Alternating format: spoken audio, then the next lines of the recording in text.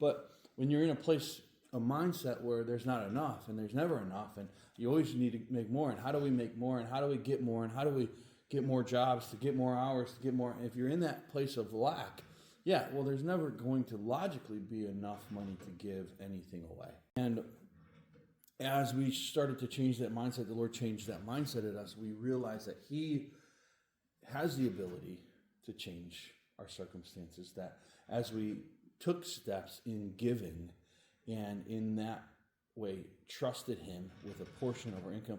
Yeah, at first it's hard, for sure. I remember it was like, man, I can't believe we're doing this. it felt a little bit of little compulsory versus joyful. And yet we made a decision as a family, we're going to give. We decided the amount, and we began to give that amount every month. And then the Lord started to move. He started to multiply that money. He started to work in us and change us and transform our hearts. And part of that was through money that He took and then multiplied.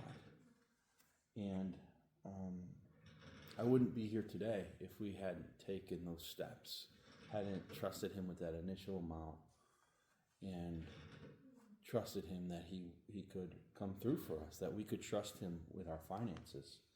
And so it brings up this Malachi 3:10. He says, bring the whole tithe into the storehouse, that there may be food in my house.